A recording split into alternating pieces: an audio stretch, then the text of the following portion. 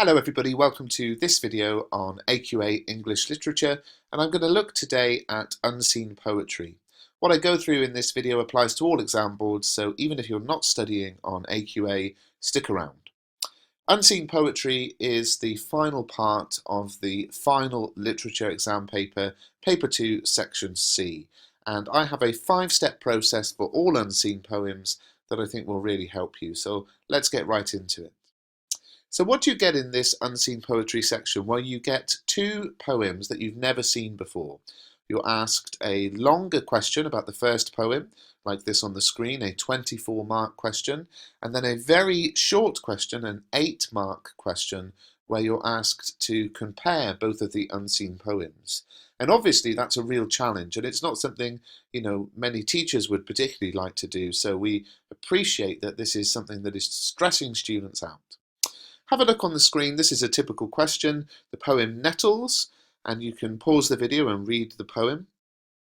And the question is, in Nettles, how does the poet present the speaker's relationship with his son? And it's worth 24 marks. Now, this whole paper is worth 96 marks, and it's a 2-hour, 15-minute paper. So that means, if we work out the timing, that you should spend about a minute to a minute and a half per mark available. So in other words, this question you should spend about probably, let's say, 30 minutes on this question, okay?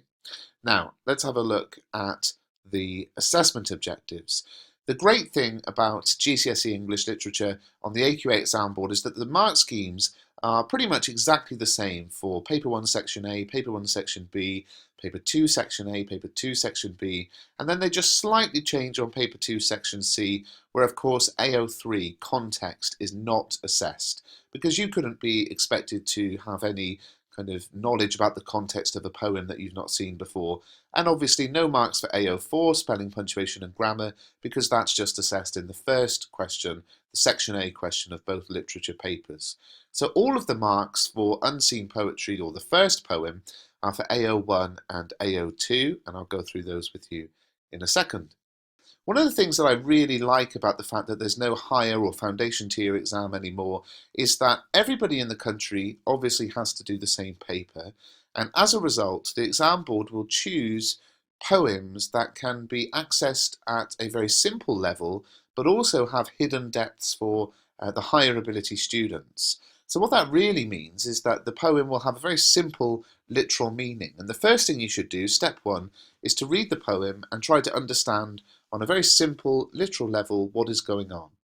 So let's have a look at the poem, Nettles. My son, aged 3, fell in the nettle bed. Bed seems a curious name for those green spears, that regiment of spite behind the shed. It was no place for rest, with sobs and tears.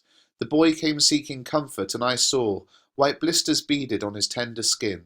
We soothed him till his pain was not so raw. At last he offered us a watery grin. And then I took my hook and honed the blade, and went outside and slashed in fury with it, till not a nettle in that fierce parade stood upright any more. Next task I lit a funeral pyre to burn the fallen dead, but in 2 weeks the busy sun and rain had called up 2 tall recruits behind the shed. My son would often feel sharp wounds again. And the question is, in Nettles, how does the poet present the speaker's relationship with his son? So the first thing we need to think about is, on a very simple, literal level, what is this poem about? And as I said, the exam board are going to choose a poem which has a simple meaning and hidden depths. So in the simple interpretation, this is just a poem about the speaker's son being stung by nettles and the father reacting by cutting the nettles down. Simple. Now, step 2 I call look for poetic devices, and what I mean by this are the sorts of things that we all know about, similes and metaphors and rhyme and language choices that are deliberate for effect. So what would I choose here? Regiment of spite, some very harsh sounds, very spiteful sound there. Perhaps the possessive language of my and this sort of my son, quite possessive, distant language with the boy. The word soothed, I think, is significant. It's got that, the diphthong, the elongated vowel sound, the sibilance of the s sound, so it's quite a gentle sounding word. And you can pick up other things as well. The next stage is to look at structure and form. How is the poem organised? When do the stanzas change and why? Does it follow the pattern of a specific type of poetry? And again, my recent video about language, structure and form in poetry will help you. Here we can say that this doesn't really have a particular form. It's not a dramatic monologue, it's not a sonnet, anything like that. But what about the structure? Well, what jumps out to me is how the structure is very tightly controlled. The lines are in iambic pentameter. There are 4 stanzas. Each stanza has 4 lines.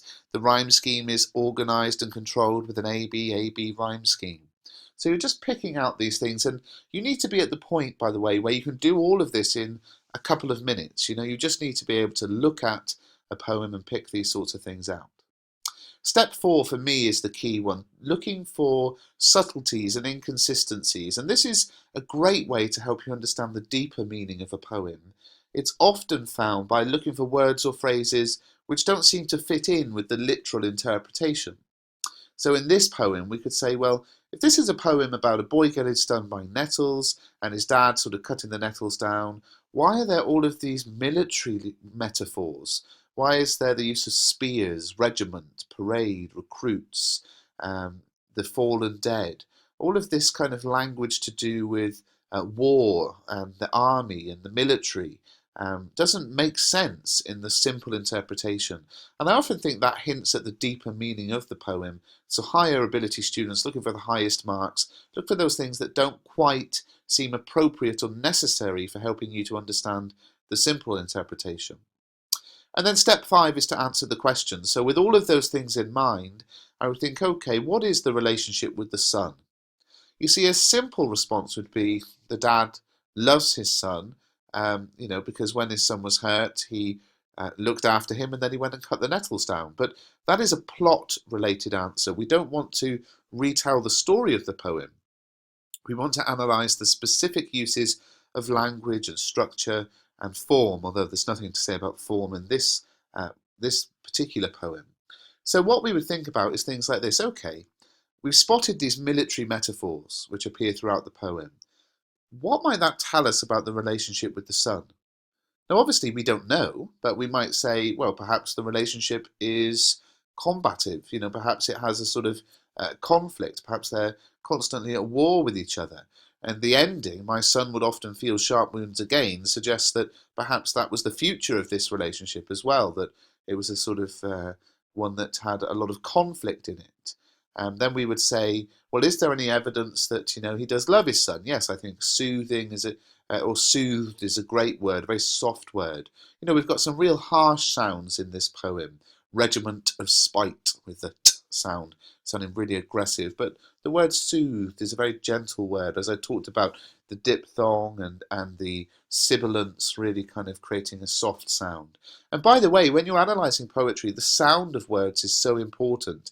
Obviously, you can't read it out loud in the exam, but you can sort of just whisper it to yourself or mouth it to yourself just to get a feel for the sounds of the words, because that's one of the things that's unique about poetry, and perhaps drama as well a little bit, is that the sort of sounds of the words are so important.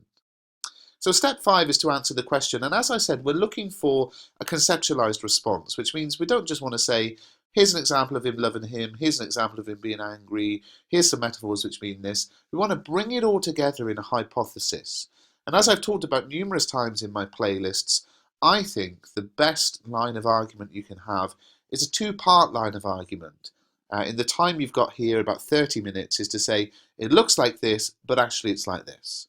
So what I want you to do is to watch the next video, which will come out tomorrow, and I'll show you my answer, or part of my answer, to this question, and also we'll jump in and have a look at how do you look at the second unseen poem as well.